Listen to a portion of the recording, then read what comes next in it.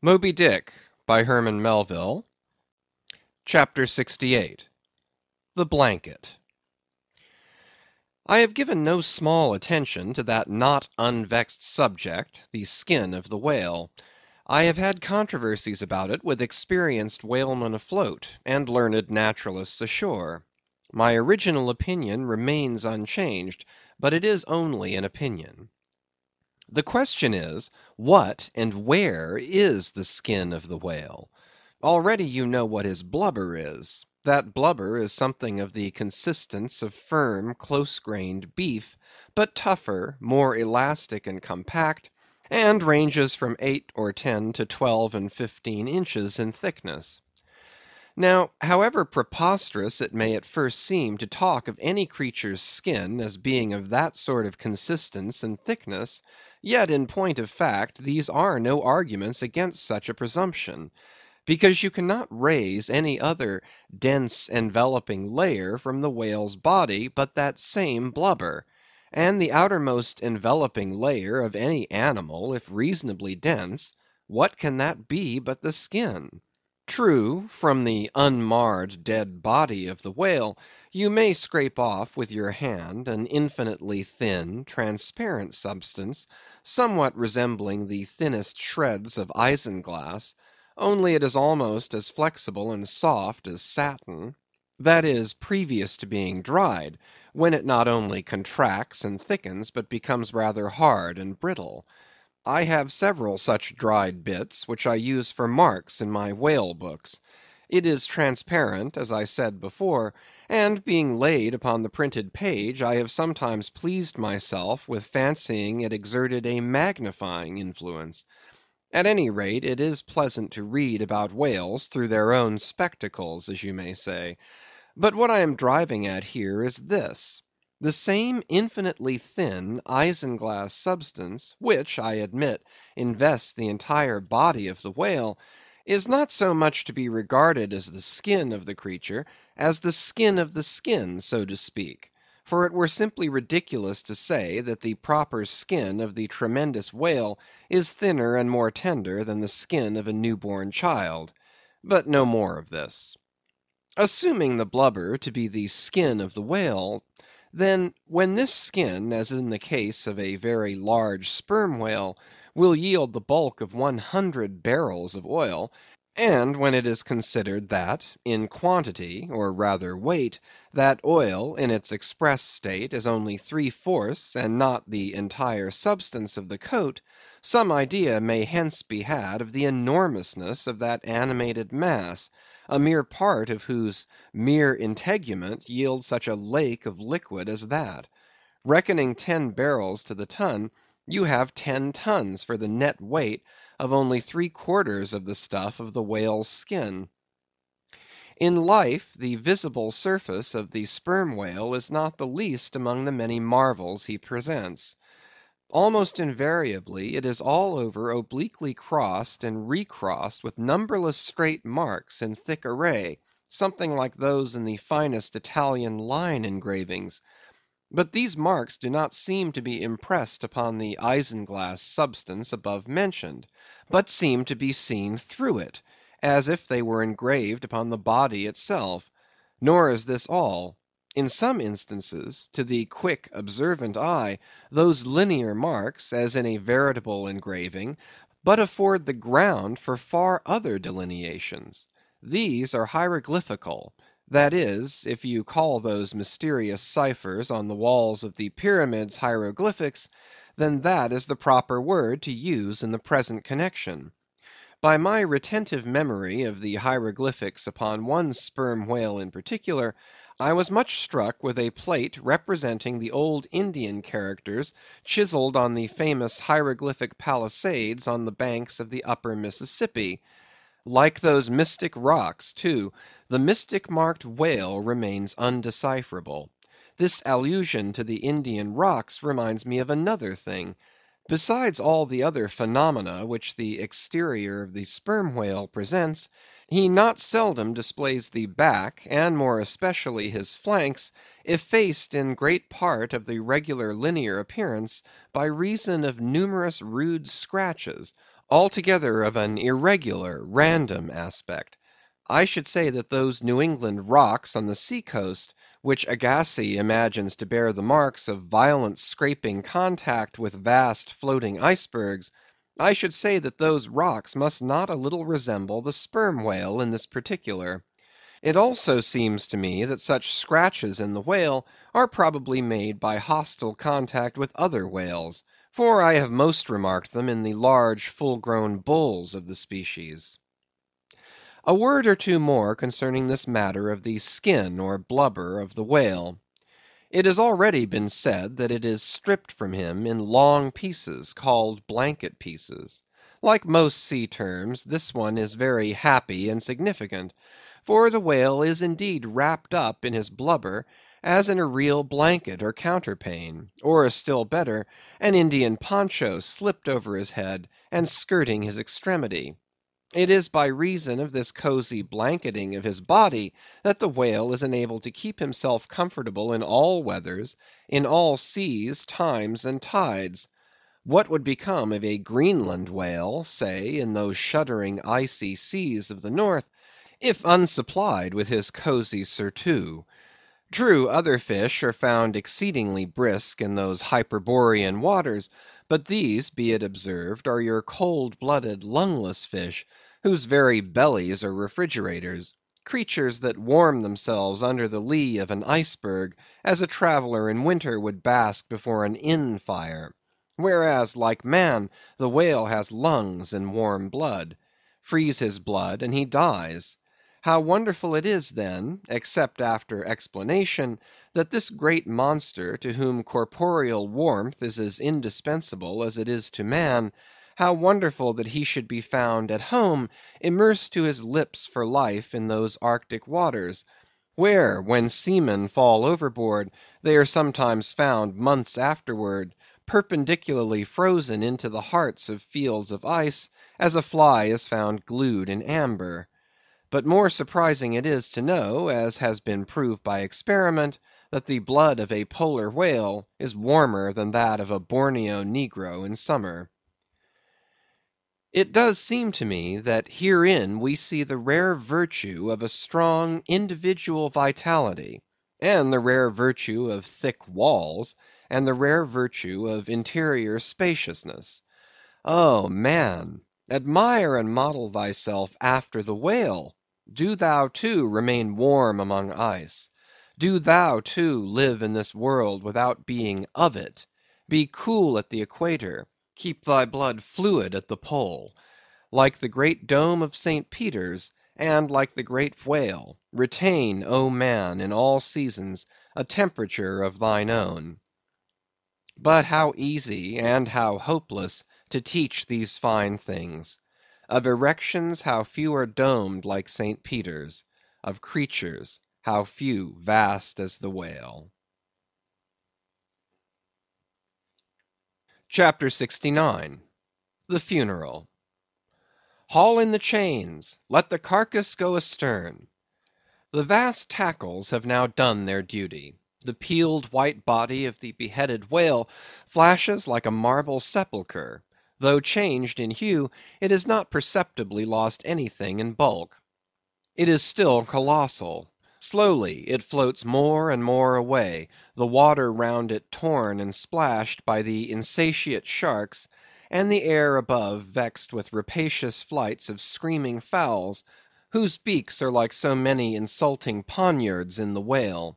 The vast white headless phantom floats further and further from the ship, and every rod that it so floats, what seem square roods of sharks and cubic roods of fowls augment the murderous din. For hours and hours from the almost stationary ship that hideous sight is seen. Beneath the unclouded and mild azure sky, upon the fair face of the pleasant sea, wafted by the joyous breezes, that great mass of death floats on and on, till lost in infinite perspectives. There's a most doleful and most mocking funeral; the sea vultures all in pious mourning; the air sharks all punctiliously in black or speckled. In life but few of them would have helped the whale, I ween, if peradventure he had needed it. But upon the banquet of his funeral they most piously do pounce. O horrible vulturism of earth, from which not the mightiest whale is free! Nor is this the end. Desecrated as the body is, a vengeful ghost survives and hovers over it to scare. Espied by some timid man of war or blundering discovery vessel from afar, when the distance obscuring the swarming fowls nevertheless still shows the white mass floating in the sun, and the white spray heaving high against it, straightway the whale's unharming corpse with trembling fingers is set down in the log. Shoals, rocks, and breakers hereabouts, beware! And for years afterwards, perhaps, ships shun the place, leaping over it as silly sheep leap over a vacuum, because their leader originally leaped there when a stick was held. There's your law of precedence. There's your utility of traditions. There's the story of your obstinate survival of old beliefs, never bottomed on the earth, and not now even hovering in the air. There's orthodoxy. Thus, while in life the great whale's body may have been a real terror to his foes, in his death his ghost becomes a powerless panic to the world. Are you a believer in ghosts, my friend? There are other ghosts than the Cock Lane one, and far deeper men than Dr. Johnson, who believe in them. Chapter 70. The Sphinx. It should not have been omitted that previous to completely stripping the body of the Leviathan, he was beheaded. Now, the beheading of the sperm whale is a scientific anatomical feat upon which experienced whale surgeons very much pride themselves, and not without reason. Consider that the whale has nothing that can properly be called a neck. On the contrary, where his head and body seem to join, there in that very place is the thickest part of him. Remember also that the surgeon must operate from above, some 8 or 10 feet intervening between him and his subject, and that subject almost hidden in a discolored, rolling, and oftentimes tumultuous and bursting sea. Bear in mind, too, that under these untoward circumstances, he has to cut many feet deep in the flesh, and in that subterraneous matter, without so much as getting one single peep into the ever-contracting gash thus made, he must skillfully steer clear of all adjacent interdicted parts, and exactly divide the spine at a critical point, hard by its insertion into the skull. Do you not marvel, then, at Stubb's boast that he demanded but 10 minutes to behead a sperm whale? When first severed, the head is dropped astern, and held there by a cable till the body is stripped. That done, if it belong to a small whale, it is hoisted on deck to be deliberately disposed of. But with a full-grown Leviathan this is impossible, for the sperm whale's head embraces nearly 1/3 of his entire bulk, and completely to suspend such a burden as that, even by the immense tackles of a whaler, this were as vain a thing as to attempt weighing a Dutch barn in jeweller's scales. The Pequod's whale being decapitated and the body stripped, the head was hoisted against the ship's side, about halfway out of the sea, so that it might yet in great part be buoyed up by its native element. And there, with the strained craft steeply leaning over to it, by reason of the enormous downward drag from the lower masthead, and every yard arm on that side projecting like a crane over the waves, there that blood-dripping head hung to the Pequod's waist like the giant Holofernes from the girdle of Judith. When this last task was accomplished it was noon, and the seamen went below to their dinner. Silence reigned over the before tumultuous but now deserted deck. An intense copper calm, like a universal yellow lotus, was more and more unfolding its noiseless, measureless leaves upon the sea. A short space elapsed, and up into this noiselessness came Ahab alone from his cabin. Taking a few turns on the quarter-deck, he paused to gaze over the side.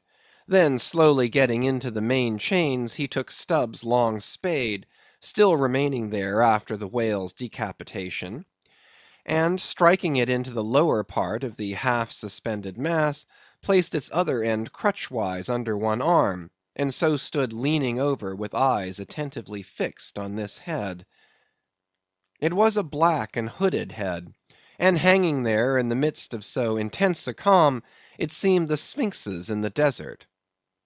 "Speak, thou vast and venerable head," muttered Ahab, "which, though ungarnished with a beard, yet here and there lookest hoary with mosses. Speak, mighty head, and tell us the secret thing that is in thee. Of all divers thou hast dived the deepest.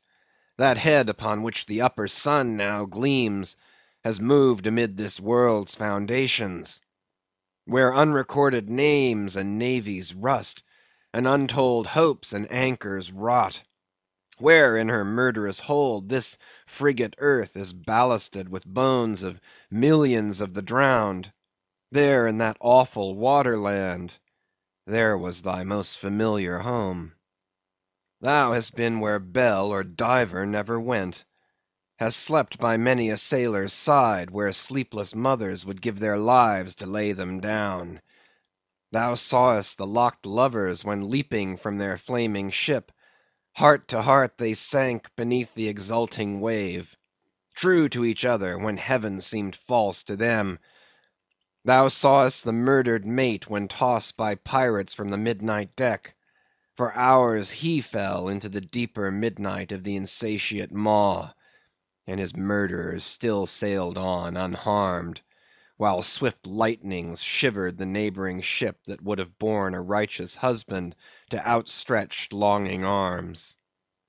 O head, thou hast seen enough to split the planets and make an infidel of Abraham, and not one syllable is thine. "Sail ho!" cried a triumphant voice from the main mast-head. "Aye? Well now, that's cheering," cried Ahab, suddenly erecting himself, while whole thunderclouds swept aside from his brow.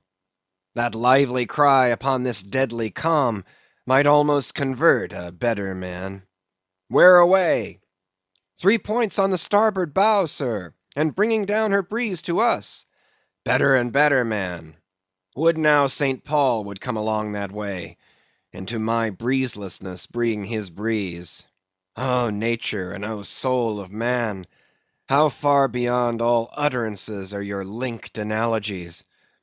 Not the smallest atom stirs or lives on matter, but has its cunning duplicate in mind."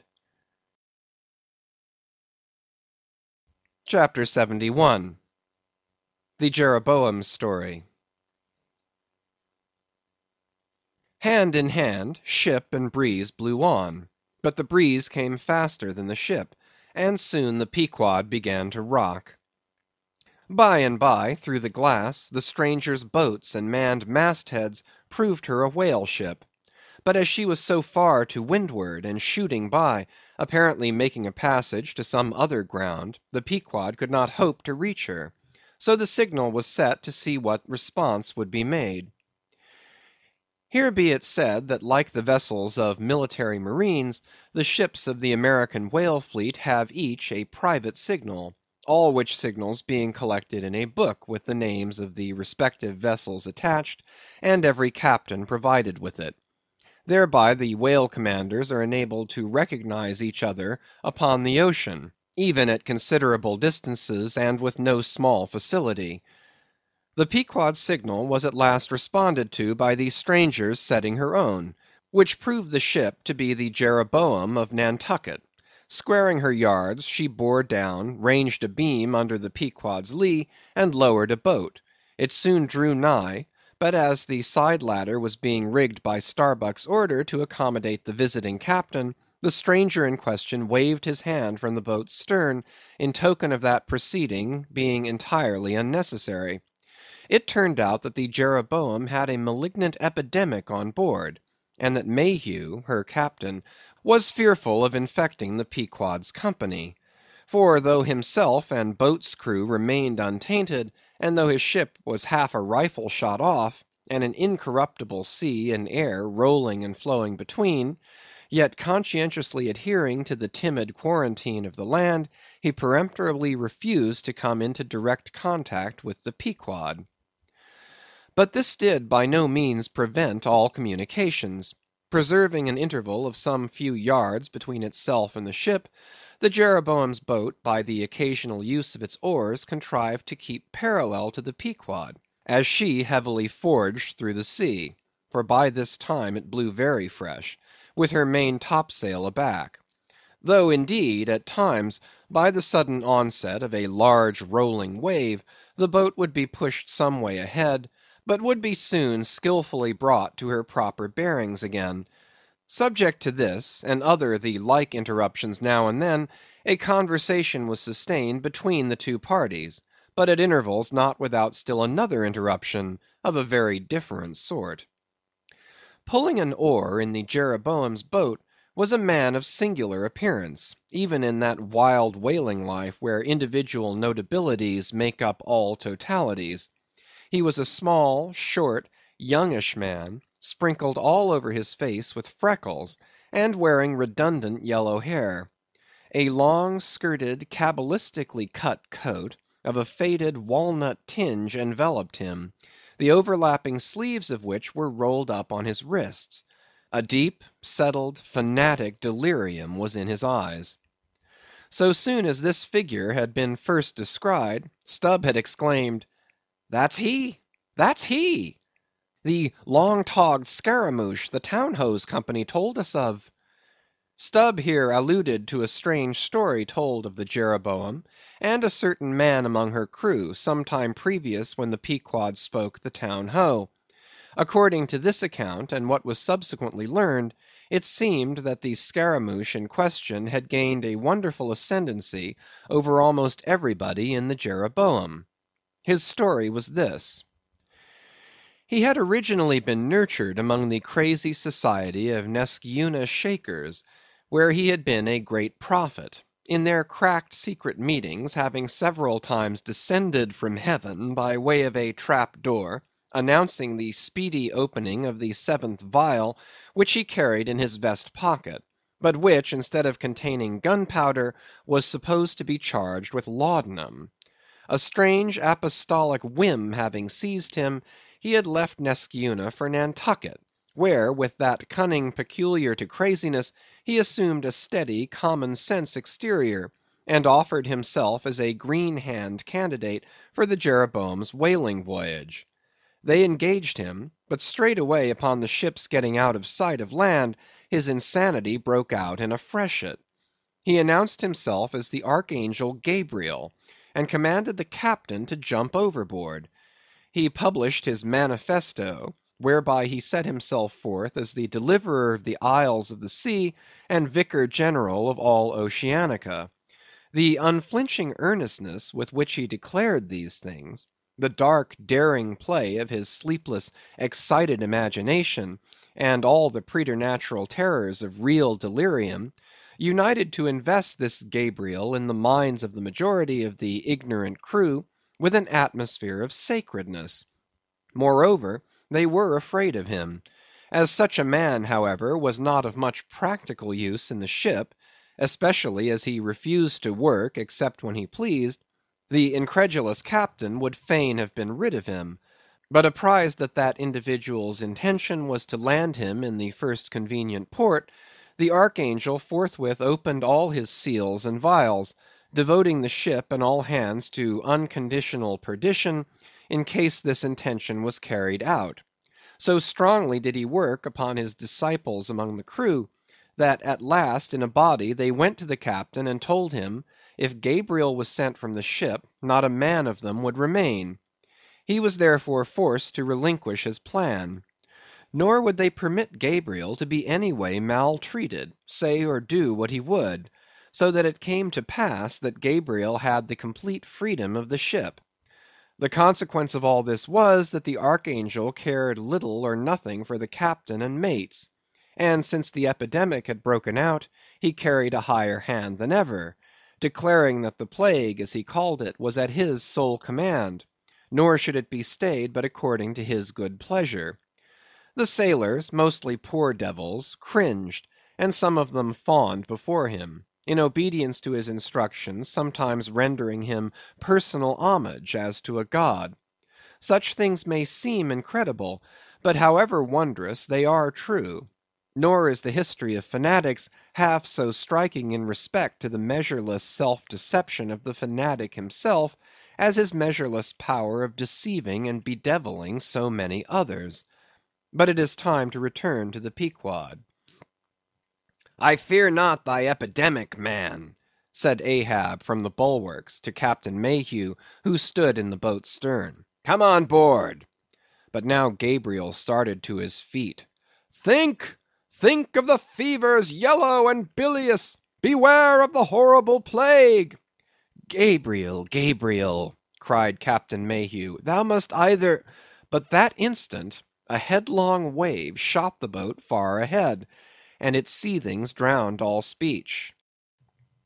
"Hast thou seen the white whale?" demanded Ahab, when the boat drifted back. "Think, think of thy whale boat, stoven and sunk! Beware of the horrible tale!" "I tell thee again, Gabriel, that—" But again the boat tore ahead as if dragged by fiends.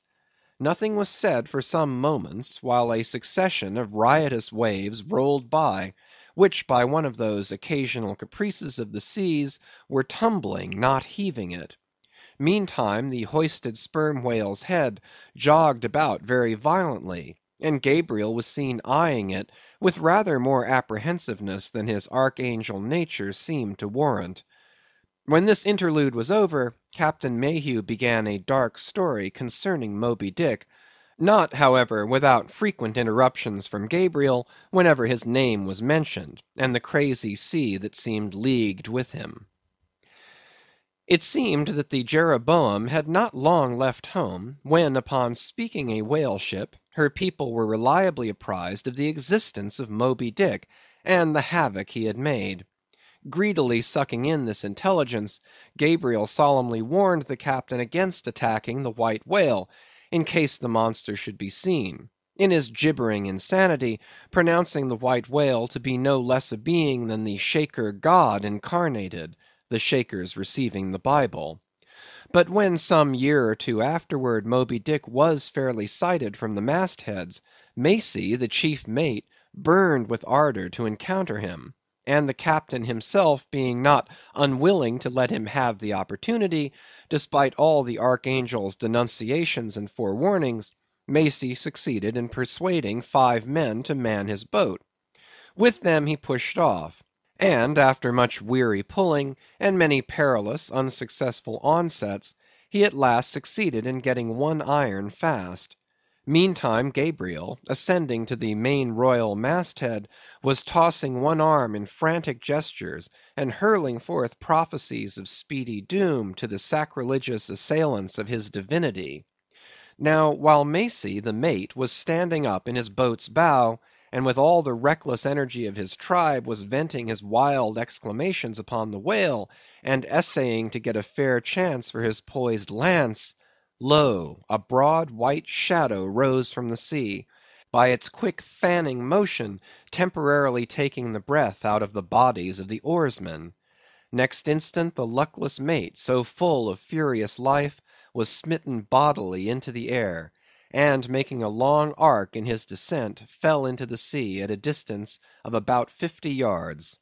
Not a chip of the boat was harmed, nor a hair of any oarsman's head, but the mate forever sank. It is well to parenthesize here, that of the fatal accidents in the sperm whale fishery, this kind is perhaps almost as frequent as any. Sometimes nothing is injured but the man who is thus annihilated; oftener the boat's bow is knocked off, or the thigh-board, in which the headsman stands, is torn from its place and accompanies the body. But strangest of all is the circumstance, that in more instances than one, when the body has been recovered, not a single mark of violence is discernible, the man being stark dead.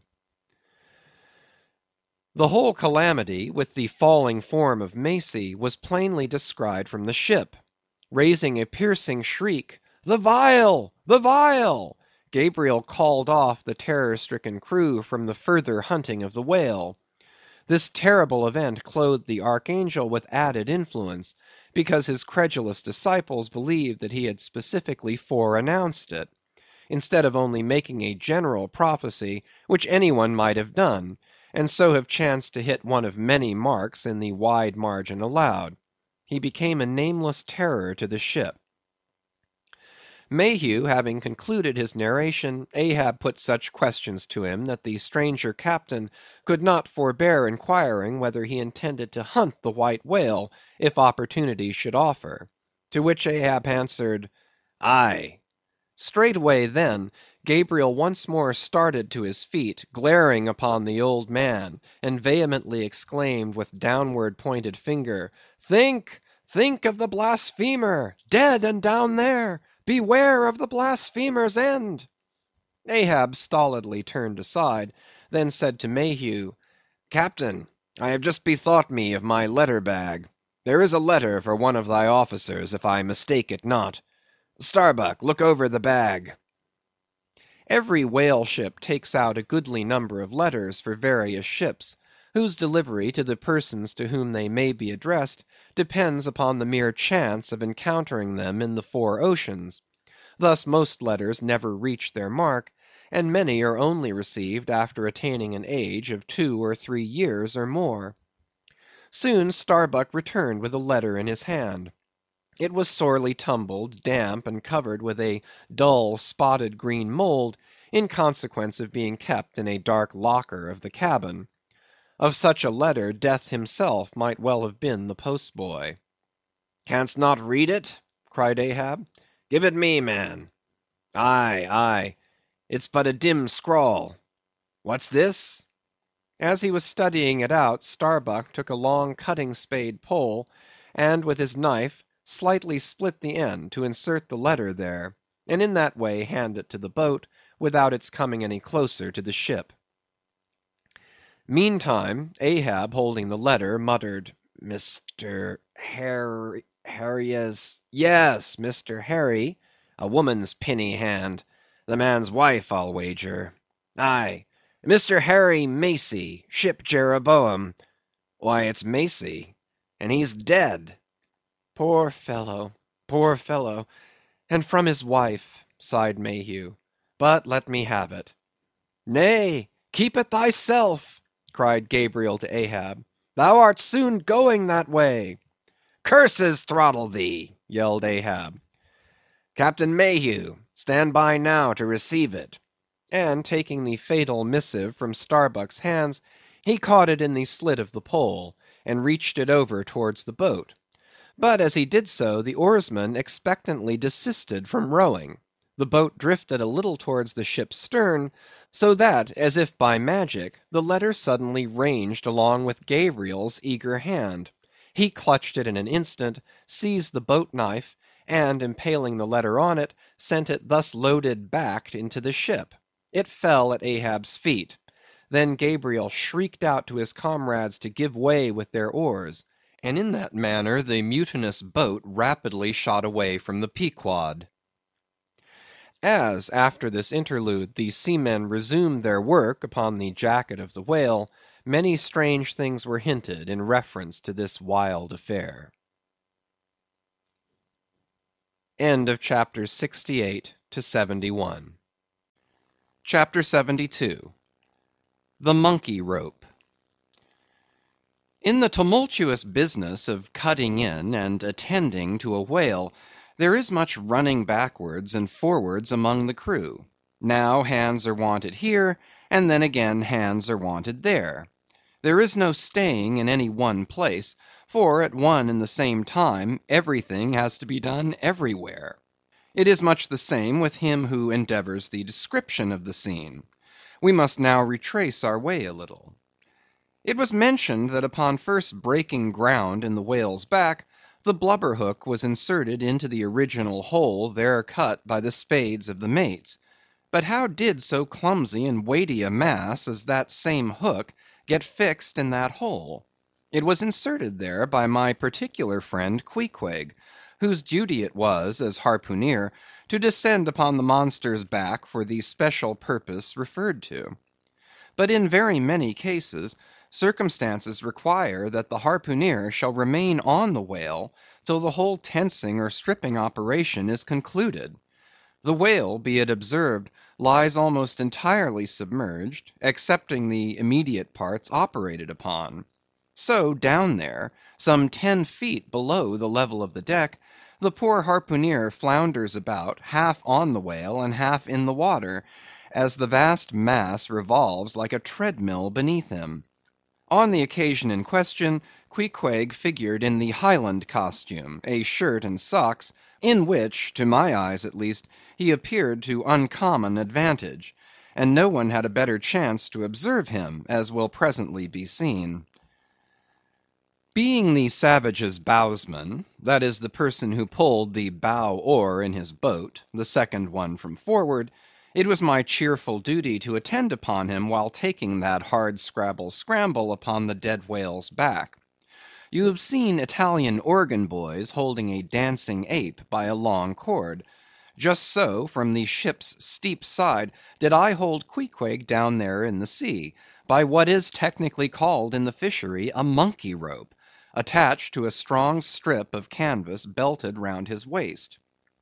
It was a humorously perilous business for both of us. For before we proceed further, it must be said that the monkey rope was fast at both ends, fast to Queequeg's broad canvas belt, and fast to my narrow leather one; so that, for better or for worse, we two, for the time, were wedded; and should poor Queequeg sink to rise no more, then both usage and honor demanded that instead of cutting the cord, it should drag me down in his wake. So then, an elongated Siamese ligature united us. Queequeg was my own inseparable twin brother, nor could I any way get rid of the dangerous liabilities which the hempen bond entailed. So strongly and metaphysically did I conceive of my situation then, that while earnestly watching his motions, I seemed distinctly to perceive that my own individuality was now merged in a joint stock company of two; that my free will had received a mortal wound, and that another's mistake or misfortune might plunge innocent me into unmerited disaster and death. Therefore, I saw that here was a sort of interregnum in Providence, for its even-handed equity never could have so gross an injustice. And yet, still further pondering, while I jerked him now and then from between the whale and the ship, which would threaten to jam him; still further pondering, I say, I saw that this situation of mine was the precise situation of every mortal that breathes. Only in most cases, he, one way or other, has this Siamese connection with a plurality of other mortals. If your banker breaks, you snap; if your apothecary by mistake sends you poison in your pills, you die. True, you may say that by exceeding caution, you may possibly escape these and multitudinous other evil chances of life. But handle Queequeg's monkey rope heedfully as I would, sometimes he jerked it so, that I came very near sliding overboard; nor could I possibly forget that, do what I would, I had only the management of one end of it. Footnote: the monkey rope is found in all whalers, but it was only in the Pequod that the monkey and his holder were ever tied together. This improvement upon the original usage was introduced by no less a man than Stubb, in order to afford the imperilled harpooneer the strongest possible guarantee for the faithfulness and vigilance of his monkey rope holder. End of footnote. I have hinted that I would often jerk poor Queequeg from between the whale and the ship, where he would occasionally fall, from the incessant rolling and swaying of both. But this was not the only jamming jeopardy he was exposed to. Unappalled by the massacre made upon them during the night, the sharks, now freshly and more keenly allured by the before pent blood which began to flow from the carcass, the rabid creatures swarmed round it like bees in a beehive. And right in among those sharks was Queequeg, who often pushed them aside with his floundering feet; a thing altogether incredible, were it not that attracted by such prey as a dead whale, the otherwise miscellaneous carnivorous sharks will seldom touch a man. Nevertheless, it may well be believed that since they have such a ravenous finger in the pie, it is deemed but wise to look sharp to them. Accordingly, besides the monkey rope with which I now and then jerked the poor fellow from too close a vicinity to the maw of what seemed a peculiarly ferocious shark, he was provided with still another protection. Suspended over the side in one of the stages, Tashtego and Daggoo continually flourished over his head a couple of keen whale spades, wherewith they slaughtered as many sharks as they could reach. This procedure of theirs, to be sure, was very disinterested and benevolent of them. They meant Queequeg's best happiness, I admit, but in their hasty zeal to befriend him, and from the circumstance that both he and the sharks were at times half hidden by the blood-muddled water, those indiscreet spades of theirs would come nearer amputating a leg than a tail. But poor Queequeg, I suppose, straining and gasping there with that great iron hook, poor Queequeg, I suppose, only prayed to his Yojo, and gave up his life into the hands of his gods. Well, well, my dear comrade and twin brother, thought I, as I drew in and then slacked off the rope to every swell of the sea, what matters it after all? Are you not the precious image of each and all of us men in this whaling world? That unsounded ocean you gasp in is life, those sharks your foes, those spades your friends. And what between sharks and spades, you are in a sad pickle and peril, poor lad. But courage, there is good cheer in store for you, Queequeg. For now, as with blue lips and bloodshot eyes the exhausted savage at last climbs up the chains and stands all dripping and involuntarily trembling over the side, the steward advances, and with a benevolent consolatory glance hands him, what? Some hot cognac? No, hands him, ye god, hands him a cup of tepid ginger and water. Ginger? Do I smell ginger? Suspiciously asked Stubb, coming near. Yes, this must be ginger, peering into the as yet untasted cup. Then standing as if incredulous for a while, he calmly walked toward the astonished steward, slowly saying, Ginger, ginger. And will you have the goodness to tell me, Mr. Doughboy, where lies the virtue of ginger? Ginger! Is ginger the sort of fuel you used, Doughboy, to kindle a fire in this shivering cannibal? Ginger! What the devil is ginger? Sea coal? Firewood? Lucifer matches? Tinder? Gunpowder? What the devil is ginger, I say, that you offer this cup to our poor Queequeg here? There is some sneaking temperance society movement about this business, he suddenly added, now approaching Starbuck, who had just come from forward. Will you look at that cannikin, sir? Smell of it, if you please. Then, watching the mate's countenance, he added, the steward, Mr. Starbuck, had the face to offer that calomel and jalap to Queequeg there, this instant off the whale. Is the steward an apothecary, sir? And may I ask whether this is the sort of bitters by which he blows back the life into a half-drowned man? I trust not, said Starbuck. It is poor stuff enough. Aye, aye, steward, cried Stubb. We'll teach you to drug it, harpooneer. None of your apothecary's medicine here. You want to poison us, do you? You have got out insurance on our lives, and want to murder us all and pocket the proceeds, do you? It was not me, cried Doughboy.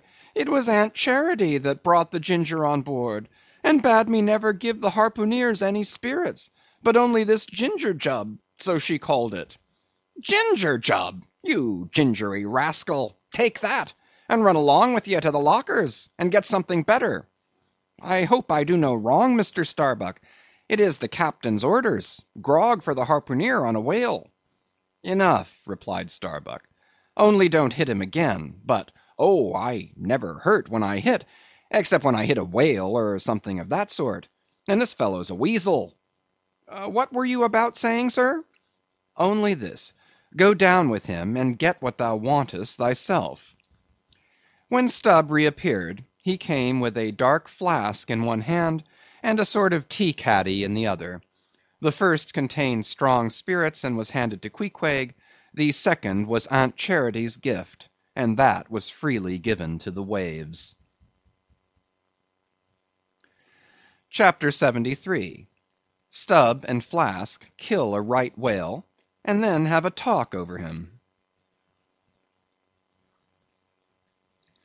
It must be borne in mind that all this time we have a sperm whale's prodigious head hanging to the Pequod's side, but we must let it continue hanging there for a while, till we can get a chance to attend to it. For the present other matters press, and the best we can do now for the head is to pray heaven the tackles may hold. Now, during the past night and forenoon, the Pequod had gradually drifted into a sea which, by its occasional patches of yellow brit, gave unusual tokens of the vicinity of right whales, a species of the Leviathan that but few supposed to be at this particular time lurking anywhere near.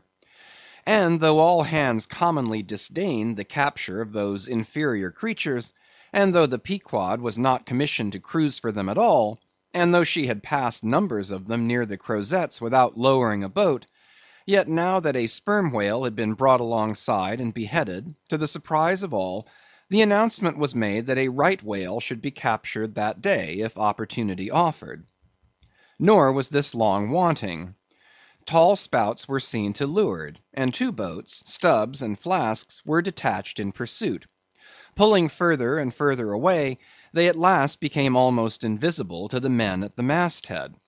But suddenly in the distance they saw a great heap of tumultuous white water, and soon after news came from aloft that one or both the boats must be fast. An interval passed, and the boats were in plain sight, in the act of being dragged right towards the ship by the towing whale.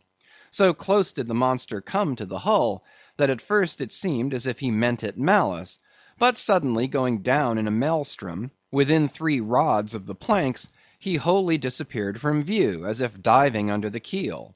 "Cut! Cut!" was the cry from the ship to the boats, which for one instant seemed on the point of being brought with a deadly dash against the vessel's side. But having plenty of line yet in the tubs, and the whale not sounding very rapidly, they paid out abundance of rope, and at the same time pulled with all their might so as to get ahead of the ship. For a few minutes the struggle was intensely critical, for while they still slacked out the tightened line in one direction, and still plied their oars in another, the contending strain threatened to take them under.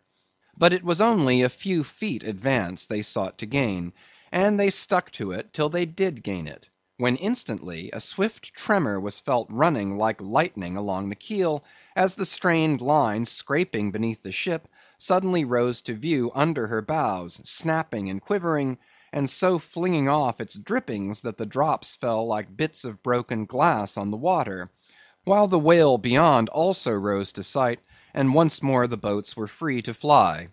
But the fagged whale abated his speed, and blindly altering his course, went round the stern of the ship, towing the 2 boats after him, so that they performed a complete circuit.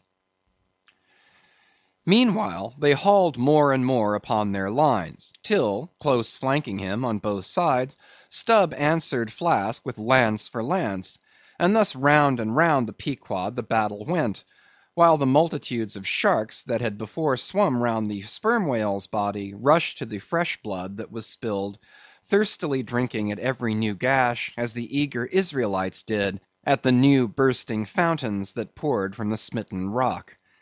At last his spout grew thick, and with a frightful roll and vomit, he turned upon his back a corpse.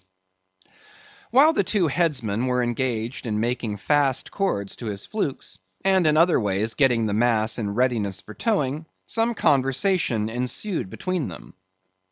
"I wonder what the old man wants with this lump of foul lard," said Stubb, not without some disgust at the thought of having to do with so ignoble a Leviathan.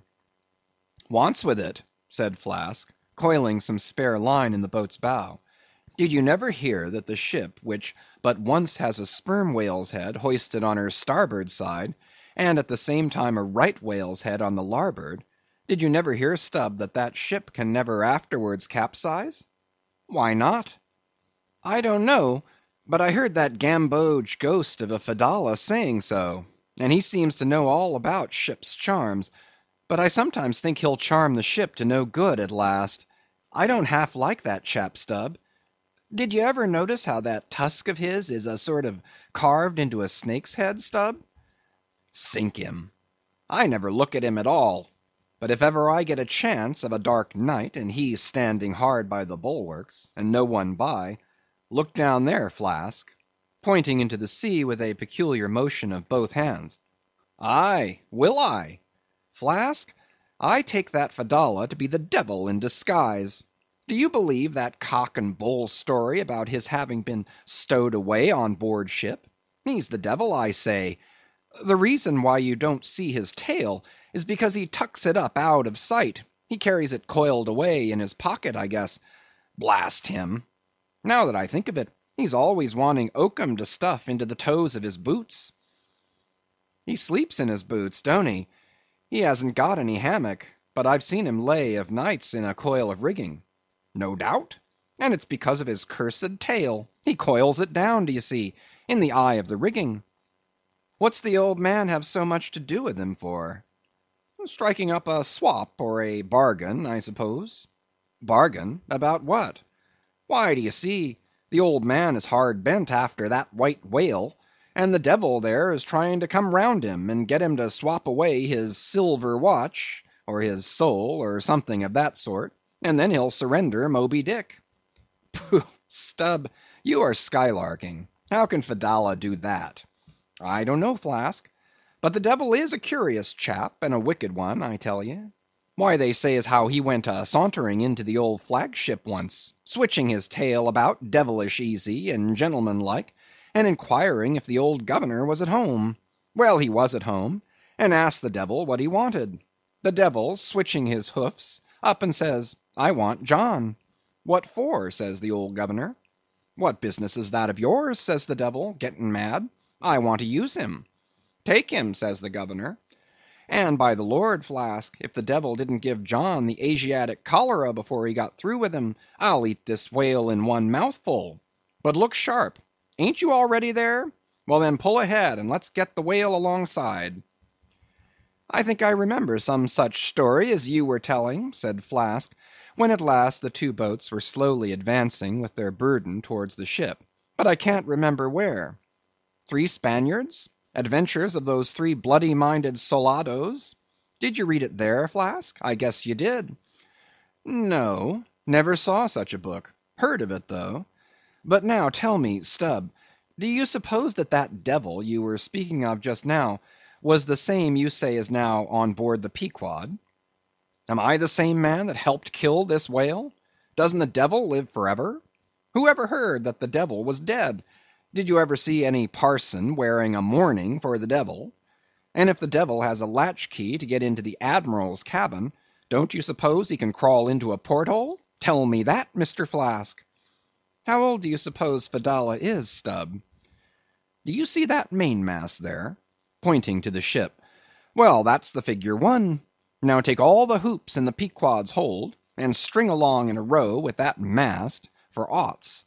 Do you see? Well, that wouldn't begin to be Fedallah's age. Nor all the coopers in creation couldn't show hoops enough to make oughts enough. But see here, Stubb, I thought you a little boasted just now that you meant to give Fedallah a sea toss if you got a good chance. Now, if he's so old as all those hoops of yours come to, and if he is going to live forever, what good will it do to pitch him overboard? Tell me that. Give him a good ducking, anyhow. But he'd crawl back. Duck him again, and keep ducking him. Suppose he should take it into his head to duck you, though. Yes, and drown you. What then? I should like to see him try it. I'd give him such a pair of black eyes that he wouldn't dare show his face in the admiral's cabin again for a long while, let alone down in the orlop there, where he lives, and hereabouts on the upper decks, where he sneaks so much. Damn the devil, Flask. So you suppose I'm afraid of the devil? Who's afraid of him? Except the old governor, who daresn't catch him and put him in double darbies, as he deserves, but lets him go about kidnapping people. Aye, and signed a bond with him, that all the people the devil kidnapped he'd roast for him. There's a governor. Do you suppose Fedallah wants to kidnap Captain Ahab? Do I suppose it? You'll know it before long, Flask. But I am going now to keep a sharp lookout on him. And if I see anything very suspicious going on, I'll just take him by the nape of the neck and say, look here, Beelzebub, you don't do it. And if he makes any fuss, by the Lord, I'll make a grab into his pocket for his tail, take it to the capstan, and give him such a wrenching and heaving that his tail will come short off at the stump. Do you see? And then I rather guess when he finds himself docked in that queer fashion, he'll sneak off without the poor satisfaction of feeling his tail between his legs. And what will you do with the tail, Stubb? Do with it? Sell it for an ox whip when we get home. What else? Now do you mean what you say and have been saying all along, Stubb? Mean or not mean, here we are at the ship. The boats were here hailed to tow the whale on the larboard side, where fluke chains and other necessaries were already prepared for securing him. Didn't I tell you so? Said Flask. Yes, you'll soon see this right whale's head hoisted up opposite that Parmacetes. In good time Flask's saying proved true. As before, the Pequod steeply leaned over towards the sperm whale's head. Now, by the counterpoise of both heads, she regained her even keel. Though sorely strained, you may well believe. So, when on one side you hoist in Locke's head, you go over that way, but now on the other side hoist in Kant's, and you come back again, but in very poor plight. Thus some minds forever keep trimming boat. Oh, you foolish, throw all these thunderheads overboard, and then you will float light and right. In disposing of the body of a right whale, when brought alongside the ship, the same preliminary proceedings commonly take place as in the case of a sperm whale. Only in the latter instance the head is cut off whole, but in the former the lips and tongue are separately removed and hoisted on deck, with all the well-known black bone attached to what is called the crown piece. But nothing like this in the present case had been done. The carcasses of both whales had dropped astern, and the head-laden ship not a little resembled a mule carrying a pair of overburdening panniers. Meantime, Fedallah was calmly eyeing the right whale's head, and ever and anon glancing from the deep wrinkles there to the lines in his own hand. And Ahab chanced so to stand that the Parsee occupied his shadow, while if the Parsee's shadow was there at all, it seemed only to blend with and lengthen Ahab's. As the crew toiled on, Laplandish speculations were bandied among them concerning all these passing things. End of chapters 72 and 73. Chapter 74. The Sperm Whale's Head, Contrasted View. Here now are two great whales laying their heads together. Let us join them, and lay together our own. Of the grand order of folio leviathans, the sperm whale and the right whale are by far the most noteworthy. They are the only whales regularly hunted by man. To the Nantucketer, they present the two extremes of all the known varieties of the whale. As the external difference between them is mainly observable in their heads, and as a head of each is this moment hanging from the Pequod's side, and as we may freely go from one to the other by merely stepping across the deck, where, I should like to know, will you obtain a better chance to study practical cetology than here? In the first place, you are struck by the general contrast between these heads. Both are massive enough in all conscience, but there is a certain mathematical symmetry in the sperm whales which the right whale's sadly lacks. There is more character in the sperm whale's head. As you behold it, you involuntarily yield the immense superiority to him in point of pervading dignity. In the present instance, too, this dignity is heightened by the pepper and salt color of his head at the summit, giving token of advanced age and large experience. In short, he is what the fishermen technically call a gray-headed whale. Let us now note what is least dissimilar in these heads, namely, the two most important organs, the eye and the ear. Far back on the side of the head, and low down near the angle of either whale's jaw, if you narrowly search, you will at last see a lashless eye, which you would fancy to be a young colt's eye, so out of all proportion is it to the magnitude of the head. Now from this peculiar sideway position of the whale's eyes, it is plain that he can never see an object which is exactly ahead, no more than he can one exactly astern. In a word, the position of the whale's eyes corresponds to that of a man's ears, and you may fancy for yourself how it would fare with you did you sideways survey objects through your ears. You would find that you could only command some 30 degrees of vision in advance of the straight side line of sight, and about 30 more behind it. If your bitterest foe were walking straight towards you, with dagger uplifted in broad day, you would not be able to see him, any more than if he were stealing upon you from behind.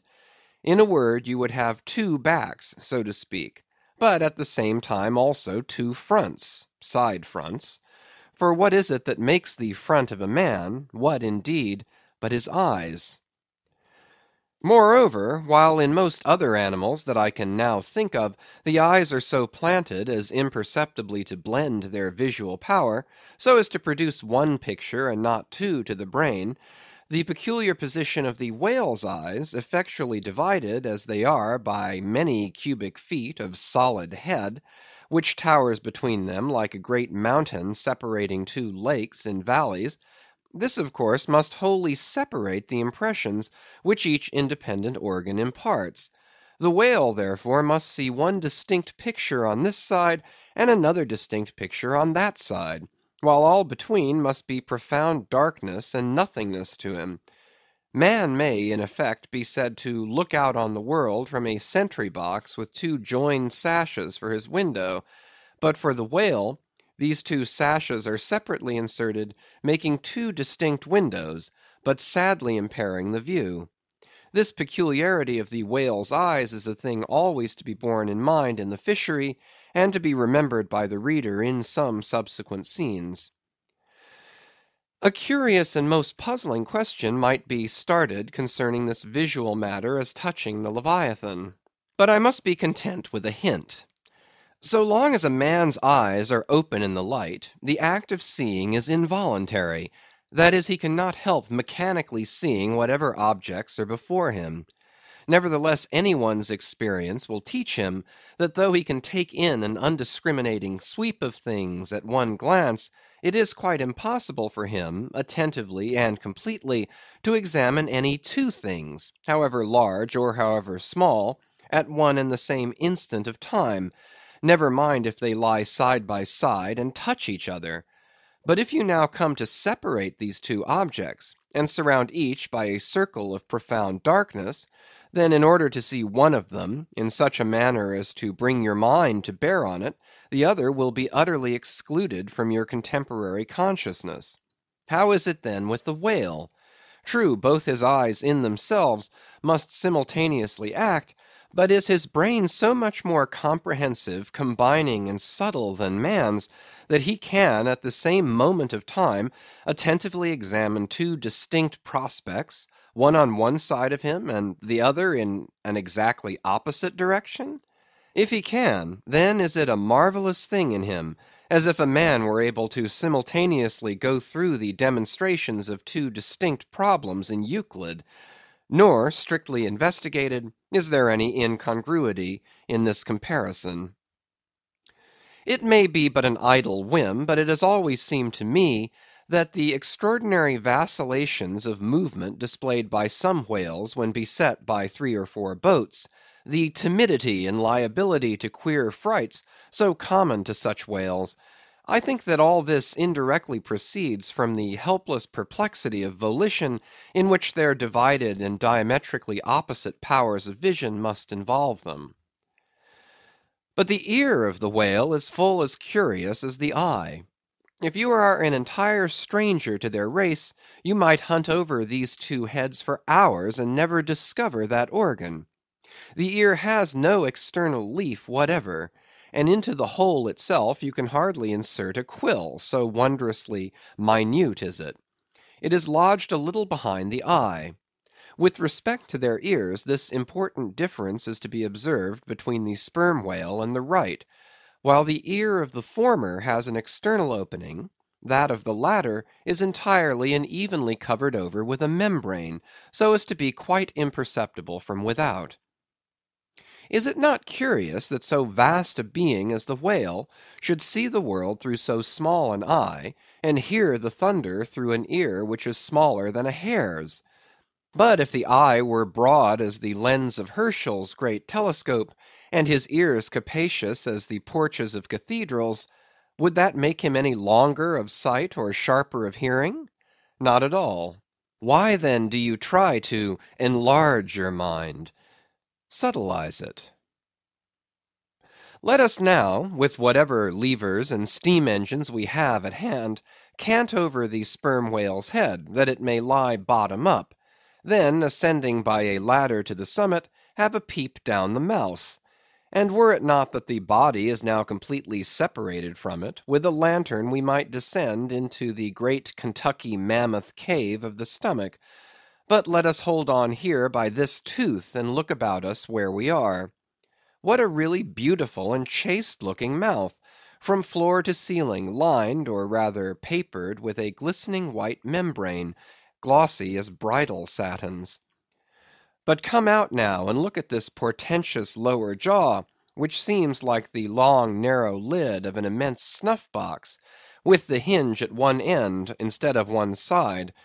If you pry it up so as to get it overhead, and expose its rows of teeth, it seems a terrific portcullis; and such, alas, it proves to many a poor wight in the fishery, upon whom these spikes fall with impaling force.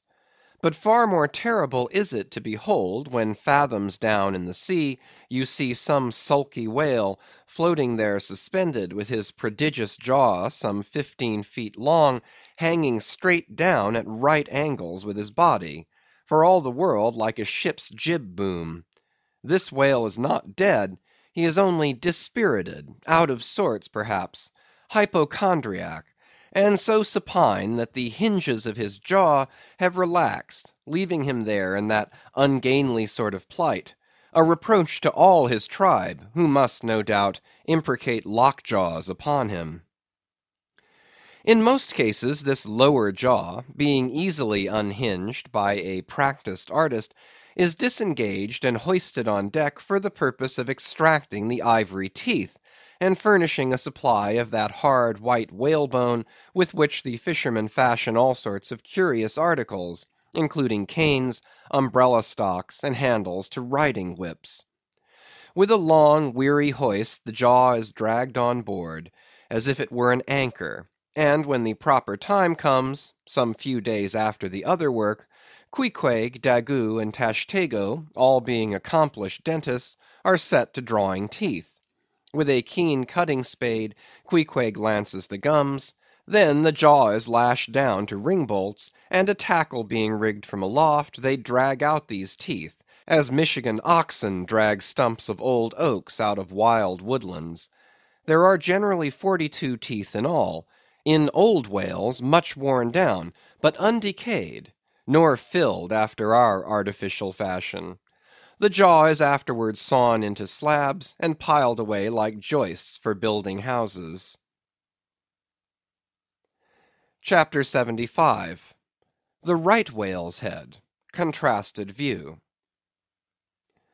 Crossing the deck, let us now have a good long look at the right whale's head. As in general shape the noble sperm whale's head may be compared to a Roman war chariot, especially in front where it is so broadly rounded, so at a broad view the right whale's head bears a rather inelegant resemblance to a gigantic galliot-toed shoe. 200 years ago an old Dutch voyager likened its shape to that of a shoemaker's last; and in this same last or shoe, that old woman of the nursery tale with her swarming brood might very comfortably be lodged, she and all her progeny. But as you come nearer to this great head, it begins to assume different aspects, according to your point of view. If you stand on its summit and look at these two F-shaped spout holes, you would take the whole head for an enormous bass viol, and these spiracles the apertures in its sounding board.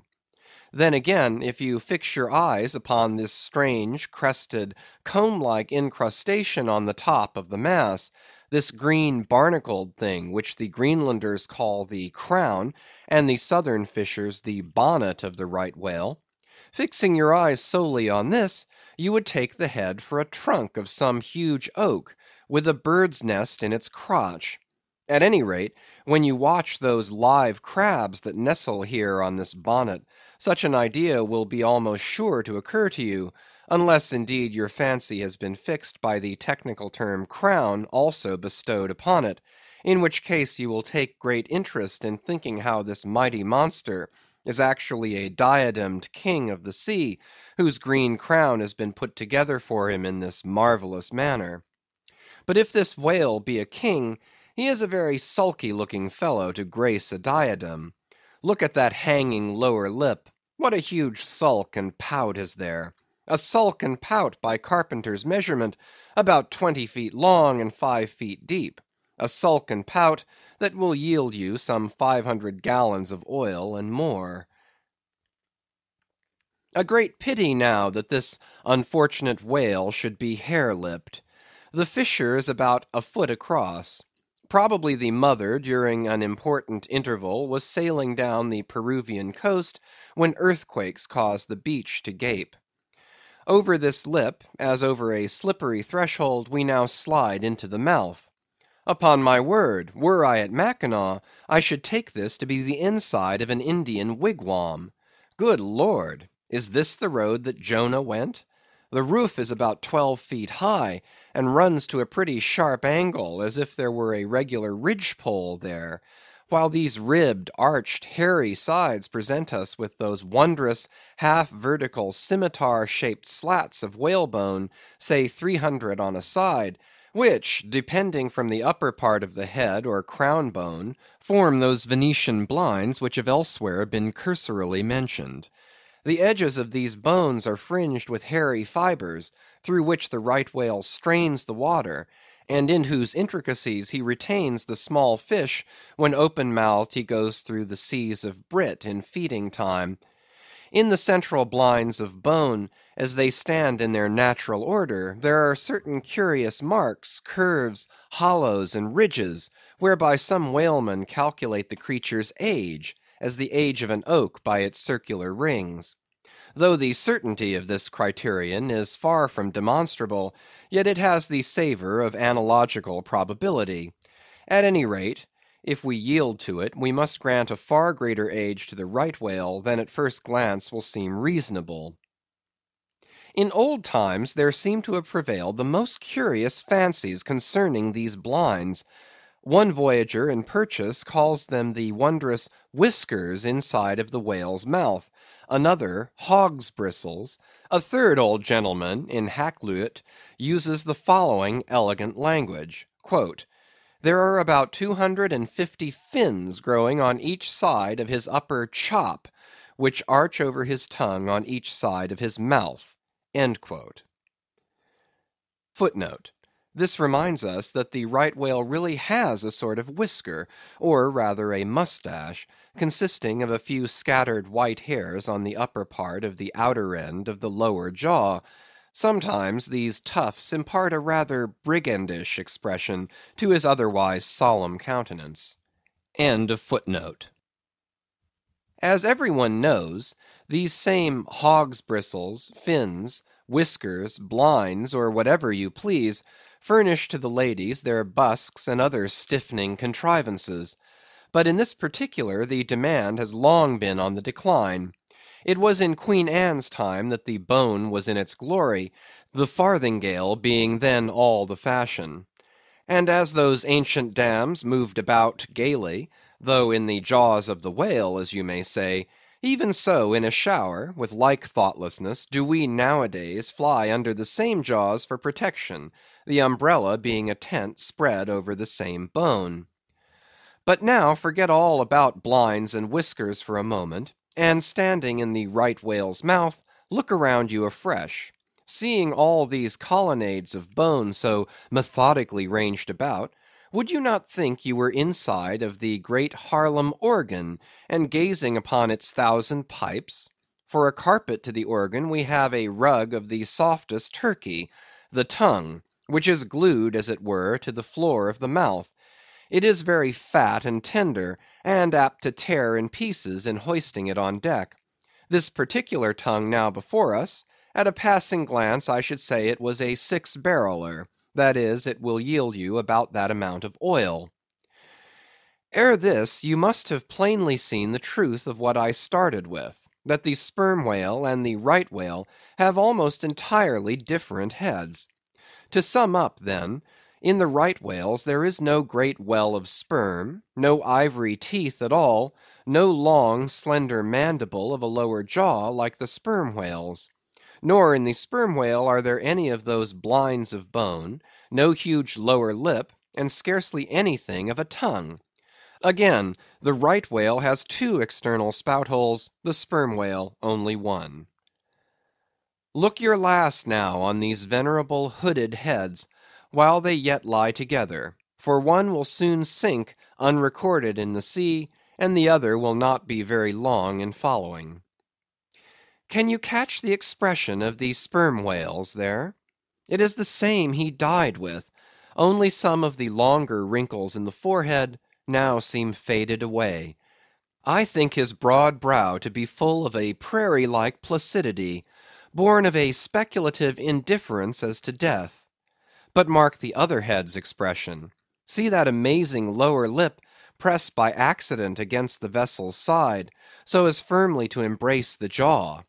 Does not this whole head seem to speak of an enormous practical resolution in facing death? This right whale I take to have been a Stoic; the sperm whale a Platonian, who might have taken up Spinoza in his latter years. CHAPTER 76. The Battering Ram. Ere quitting for the nonce the sperm whale's head, I would have you, as a sensible physiologist simply, particularly remark its front aspect, in all its compacted collectedness. I would have you investigate it now, with the sole view of forming to yourself some unexaggerated, intelligent estimate of whatever battering ram power may be lodged there. Here is a vital point; for you must either satisfactorily settle this matter with yourself, or forever remain an infidel as to one of the most appalling, but not the less true events perhaps anywhere to be found in all recorded history. You observe that in the ordinary swimming position of the sperm whale, the front of his head presents an almost wholly vertical plane to the water. You observe that the lower part of that front slopes considerably backwards, so as to furnish more of a retreat for the long socket which receives the boom-like lower jaw. You observe that the mouth is entirely under the head, much in the same way, indeed, as though your own mouth were entirely under your chin. Moreover, you observe that the whale has no external nose, and that what nose he has, his spout hole, is on the top of his head. You observe that his eyes and ears are at the sides of his head, nearly 1/3 of his entire length from the front. Wherefore, you must now have perceived that the front of the sperm whale's head is a dead blind wall, without a single organ or tender prominence of any sort whatsoever. Furthermore, you are now to consider that only in the extreme lower backward sloping part of the front of the head is there the slightest vestige of bone. And not till you get near 20 feet from the forehead do you come to the full cranial development. So that this whole enormous boneless mass is as one wad.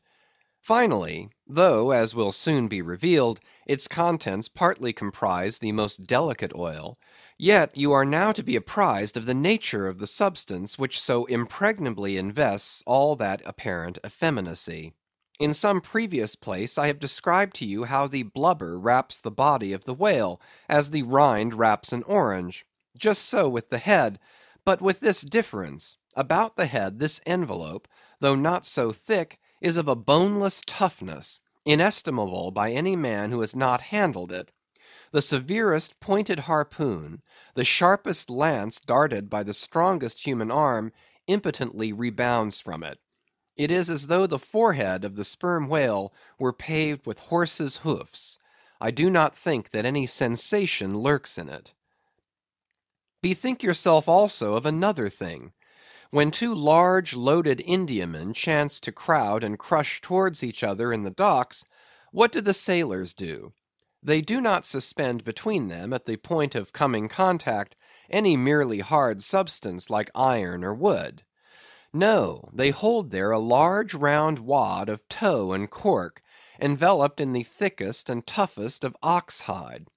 That, bravely and uninjured, takes the jam which would have snapped all their oaken handspikes and iron crowbars. By itself this sufficiently illustrates the obvious fact I drive at.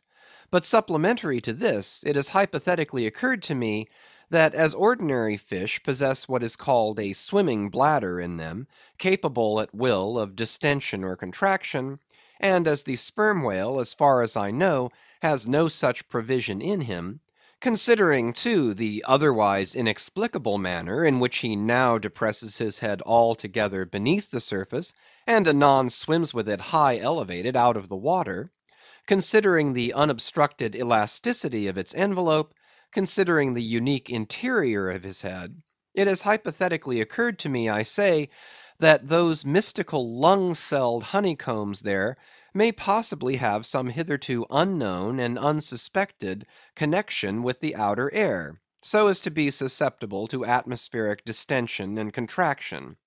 If this be so, fancy the irresistibleness of that might to which the most impalpable and destructive of all elements contributes. Now, mark. Unerringly impelling this dead, impregnable, uninjurable wall, and this most buoyant thing within, there swims behind it all a mass of tremendous life, only to be adequately estimated as piled wood is, by the cord, and all obedient to one volition as the smallest insect. So that when I shall hereafter detail to you all the specialties and concentrations of potency everywhere lurking in this expansive monster, when I shall show you some of his more inconsiderable braining feats, I trust you will have renounced all ignorant incredulity, and be ready to abide by this, that though the sperm whale stove a passage through the Isthmus of Darien, and mixed the Atlantic with the Pacific, you would not elevate one hair of your eyebrow. For unless you own the whale, you are but a provincial and sentimentalist in truth. But clear truth is a thing for salamander giants only to encounter. How small the chances for the provincials then! What befell the weakling youth, lifting the dread goddess's veil at Lais? CHAPTER 77. The Great Heidelberg Tun. Now comes the bailing of the case. But to comprehend it aright, you must know something of the curious internal structure of the thing operated upon. Regarding the sperm whale's head as a solid oblong, you may on an inclined plane sideways divide it into two quoins, whereof the lower is the bony structure forming the cranium and jaws, and the upper an unctuous mass wholly free from bones, its broad forward end forming the expanded, vertical, apparent forehead of the whale. At the middle of the forehead, horizontally subdivide this upper quoin, and then you have two almost equal parts, which before were naturally divided by an internal wall of a thick tendinous substance. Footnote: Quoin is not a Euclidean term; it belongs to the pure nautical mathematics. I know not that it has been defined before. A quoin is a solid which differs from a wedge in having its sharp end formed by the steep inclination of one side, instead of the mutual tapering of both sides. End of footnote. The lower subdivided part, called the junk, is one immense honeycomb of oil, formed by the crossing and recrossing into 10,000 infiltrated cells of tough elastic white fibres throughout its whole extent. The upper part, known as the case, may be regarded as the great Heidelberg tun of the sperm whale. And as that famous great tierce is mystically carved in front, so the whale's vast pleated forehead forms innumerable strange devices for the emblematical adornment of his wondrous tun. Moreover, as that of Heidelberg was always replenished with the most excellent of wines from the Rhenish valleys, so the tun of the whale contains by far the most precious of all his oily vintages, namely, the highly prized spermaceti, in its absolutely pure, limpid, and odoriferous state. Nor is this precious substance found unalloyed in any other part of the creature. Though in life it remains perfectly fluid, yet upon exposure to the air after death, it soon begins to concrete, sending forth beautiful crystalline shoots, as when the first thin, delicate ice is just forming in water. A large whale's case generally yields about 500 gallons of sperm, though from unavoidable circumstances, considerable of it is spilled, leaks and dribbles away, or is otherwise irrevocably lost in the ticklish business of securing what you can. I know not with what fine and costly material the Heidelberg tun was coated within, but in superlative richness that coating could not possibly have compared with the silken pearl-colored membrane, like the lining of a fine pelisse, forming the inner surface of the sperm whale's case.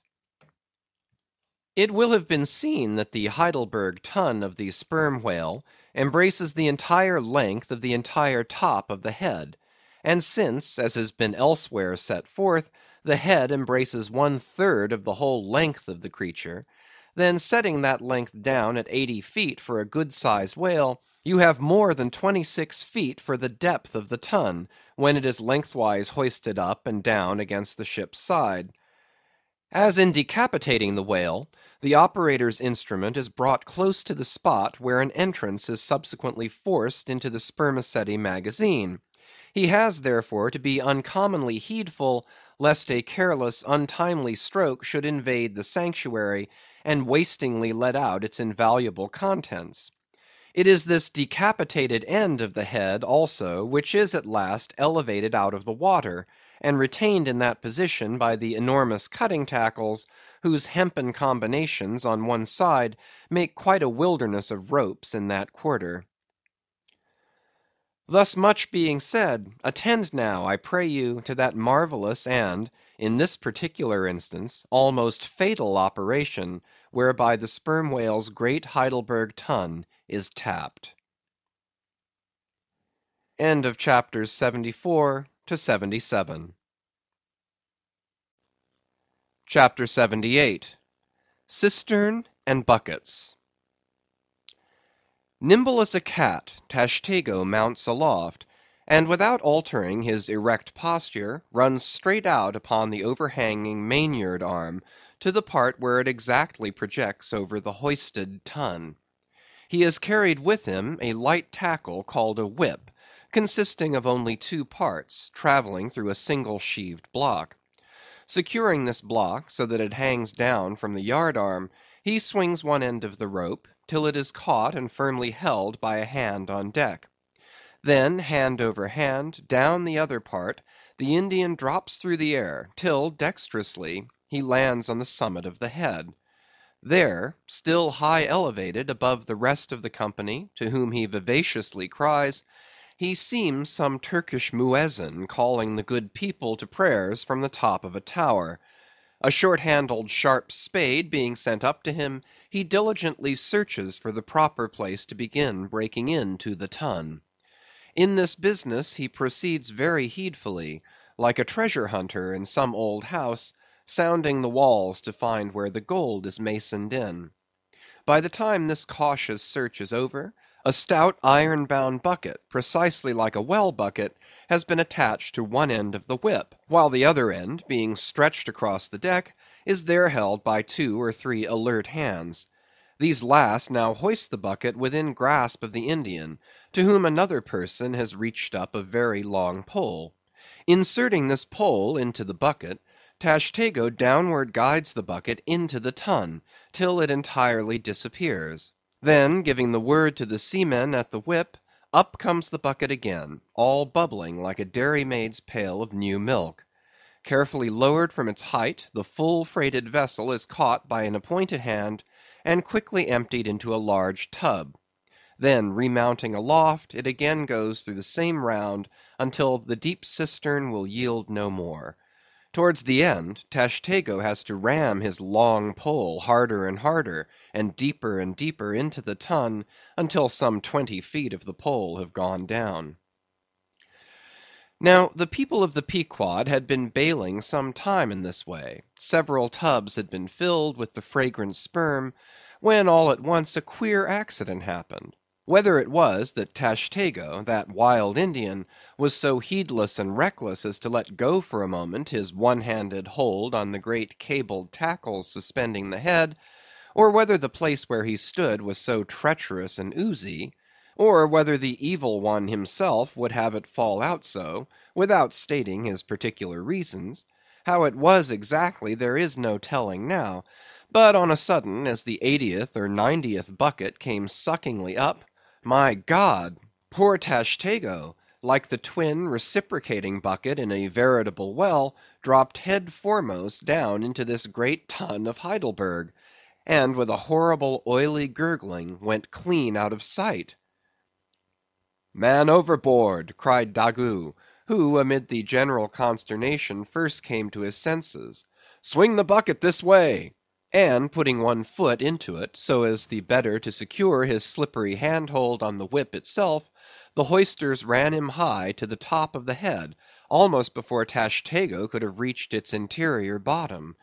Meantime there was a terrible tumult. Looking over the side, they saw the before lifeless head throbbing and heaving just below the surface of the sea, as if that moment seized with some momentous idea, whereas it was only the poor Indian unconsciously revealing by those struggles the perilous depth to which he had sunk. At this instant, while Daggoo on the summit of the head was clearing the whip, which had somehow got foul of the great cutting tackles, a sharp cracking noise was heard, and to the unspeakable horror of all, one of the two enormous hooks suspending the head tore out, and with a vast vibration, the enormous mass sideways swung, till the drunk ship reeled and shook as if smitten by an iceberg.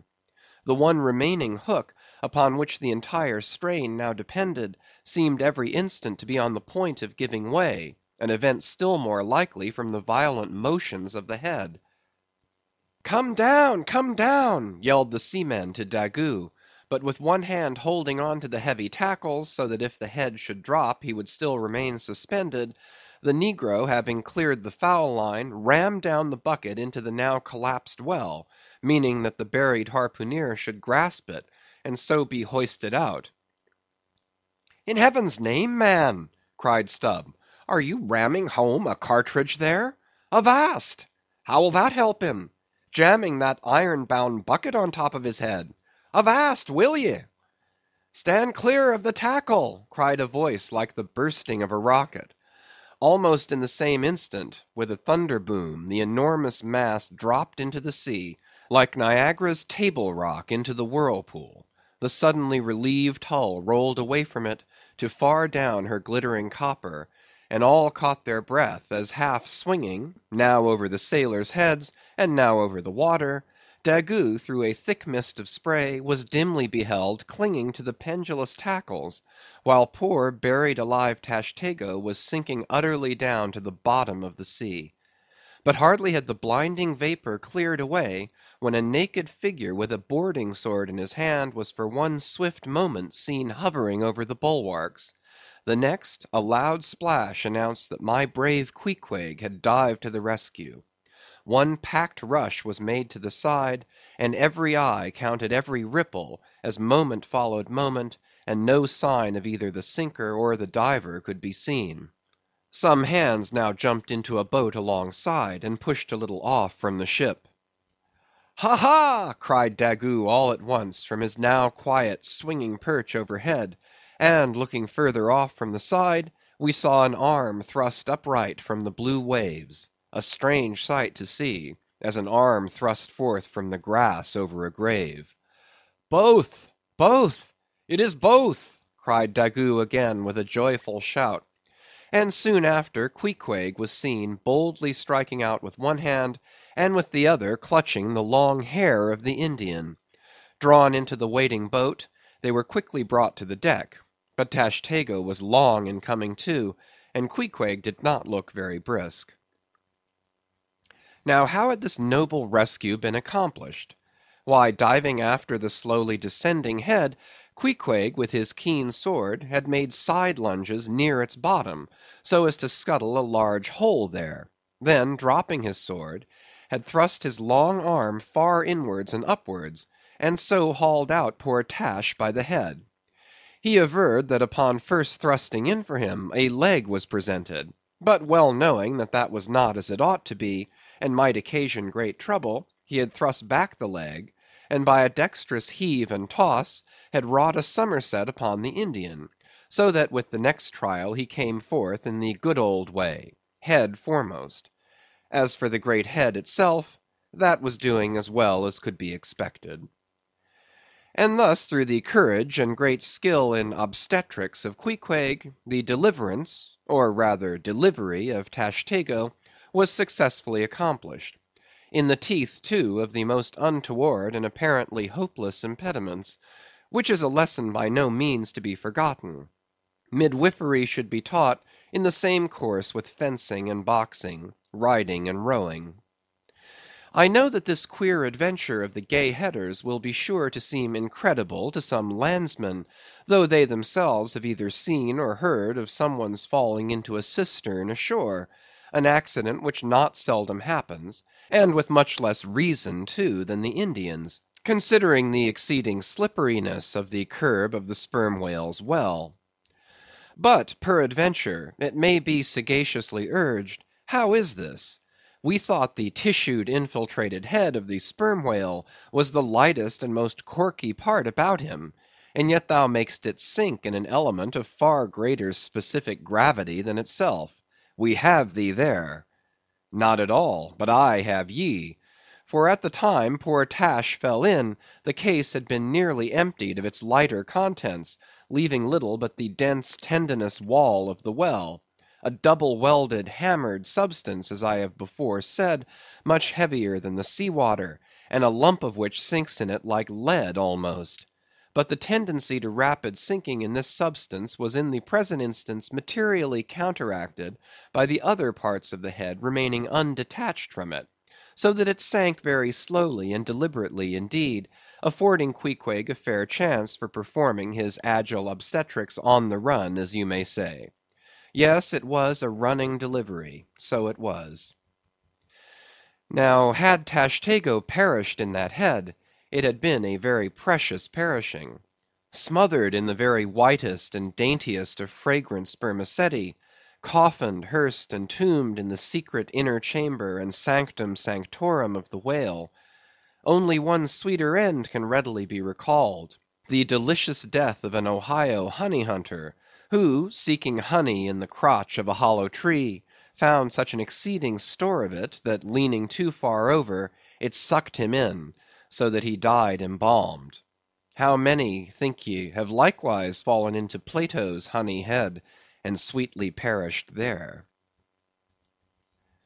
CHAPTER 79. The Prairie. To scan the lines of his face, or feel the bumps on the head of this Leviathan, this is a thing which no physiognomist or phrenologist has as yet undertaken. Such an enterprise would seem almost as hopeful as for Lavater to have scrutinized the wrinkles on the rock of Gibraltar, or for Gall to have mounted a ladder and manipulated the dome of the Pantheon.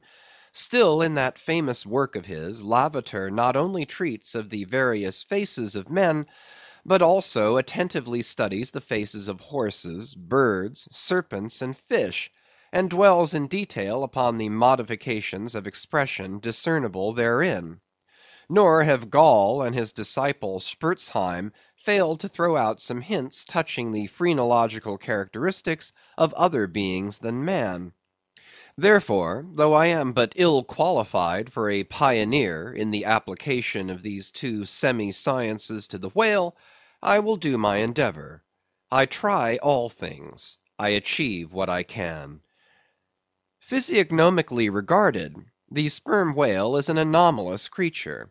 He has no proper nose; and since the nose is the central and most conspicuous of the features, and since it perhaps most modifies and finally controls their combined expression, hence it would seem that its entire absence, as an external appendage, must very largely affect the countenance of the whale. For, as in landscape gardening, a spire, cupola, monument, or tower of some sort is deemed almost indispensable to the completion of the scene, so no face can be physiognomically in keeping without the elevated open-work belfry of the nose. Dash the nose from Phidias's marble Jove, and what a sorry remainder! Nevertheless, Leviathan is of so mighty a magnitude, all his proportions are so stately, that the same deficiency which in the sculptured Jove were hideous, in him is no blemish at all; nay, it is an added grandeur. A nose to the whale would have been impertinent. As on your physiognomical voyage you sail round his vast head in your jolly boat, your noble conceptions of him are never insulted by the reflection that he has a nose to be pulled. A pestilent conceit which so often will insist upon obtruding even when beholding the mightiest royal beadle on his throne. In some particulars, perhaps the most imposing physiognomical view to be had of the sperm whale is that of the full front of his head. This aspect is sublime. In thought, a fine human brow is like the east when troubled with the morning. In the repose of the pasture, the curled brow of the bull has a touch of the grand in it.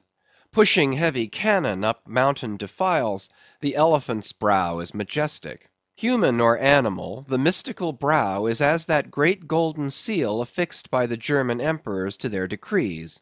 It signifies, God, done this day by my hand. But in most creatures, nay, in man himself, very often the brow is but a mere strip of Alpine land lying along the snow line. Few are the foreheads which, like Shakespeare's or Melanchthon's, rise so high and descend so low that the eyes themselves seem clear, eternal, tideless mountain lakes; and all above them in the forehead's wrinkles you seem to track the antlered thoughts descending there to drink, as the Highland hunters track the snow prints of the deer. But in the great sperm whale this high and mighty, godlike dignity inherent in the brow is so immensely amplified, that gazing on it in that full front view, you feel the deity and the dread powers more forcibly than in beholding any other object of living nature. For you see no one point precisely, not one distinct feature is revealed; no nose, eyes, ears, or mouth; no face; he has none proper; nothing but that one broad firmament of a forehead, pleated with riddles, dumbly lowering with the doom of boats and ships and men. Nor, in profile, does this wondrous brow diminish; though that way viewed its grandeur does not domineer upon you so. In profile, you plainly perceive that horizontal, semi-crescentic depression in the forehead's middle, which in man is Lavater's mark of genius. But how? Genius in the sperm whale? Has the sperm whale ever written a book, spoken a speech? No, his great genius is declared in his doing nothing particular to prove it. It is, moreover, declared in his pyramidical silence.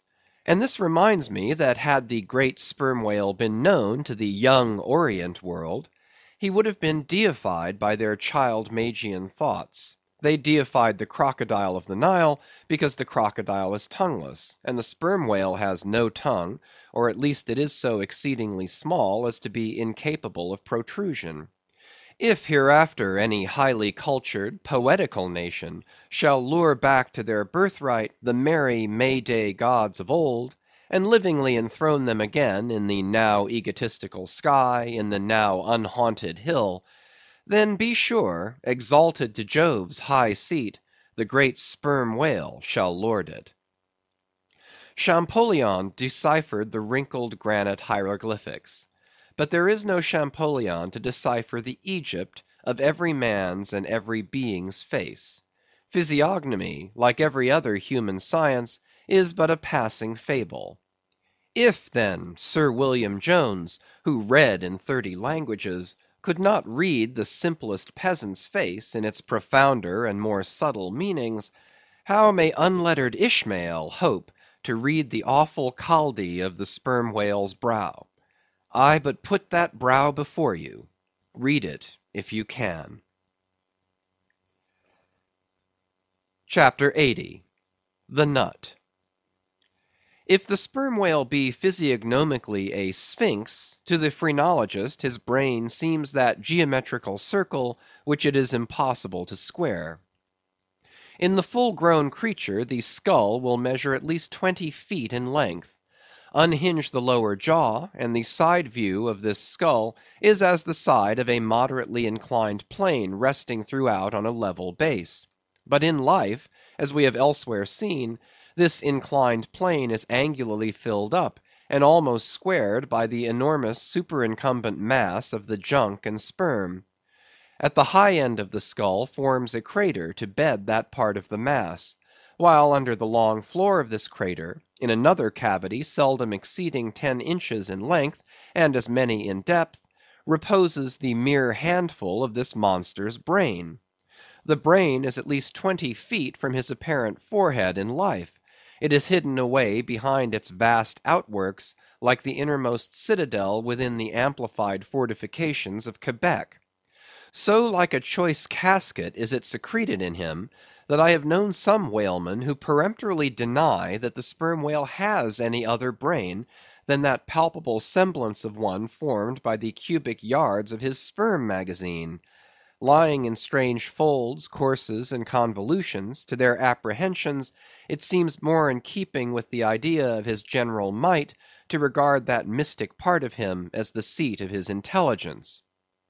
It is plain, then, that phrenologically the head of this Leviathan, in the creature's living, intact state, is an entire delusion. As for his true brain, you can see no indications of it, nor feel any. The whale, like all things that are mighty, wears a false brow to the common world. If you unload his skull of its spermy heaps, and then take a rear view of its rear end, which is the high end, you will be struck by its resemblance to the human skull, beheld in the same situation and from the same point of view. Indeed, place this reversed skull, scaled down to the human magnitude, among a plate of men's skulls, and you would involuntarily confound it with them, and remarking the depressions on one part of its summit, in phrenological phrase you would say, this man had no self-esteem and no veneration.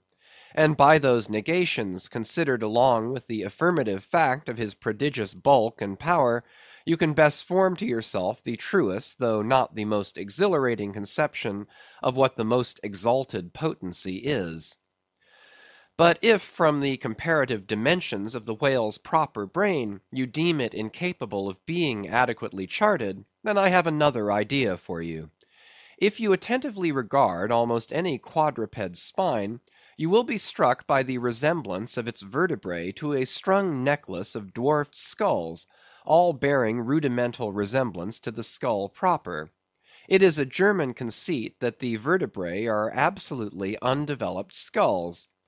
But the curious external resemblance I take it the Germans were not the first men to perceive. A foreign friend once pointed it out to me, in the skeleton of a foe he had slain, and with the vertebrae of which he was inlaying in a sort of basso relievo the beaked prow of his canoe. Now I consider that the phrenologists have omitted an important thing in not pushing their investigations from the cerebellum through the spinal canal, for I believe that much of a man's character will be found betokened in his backbone. I would rather feel your spine than your skull, whoever you are. A thin joist of a spine never yet upheld a full and noble soul. I rejoice in my spine, as in the firm audacious staff of that flag which I fling half out to the world. Apply this spinal branch of phrenology to the sperm whale. His cranial cavity is continuous with the first neck vertebra, and in that vertebra the bottom of the spinal canal will measure 10 inches across, being 8 in height, and of a triangular figure with the base downwards. As it passes through the remaining vertebrae, the canal tapers in size, but for a considerable distance remains of large capacity.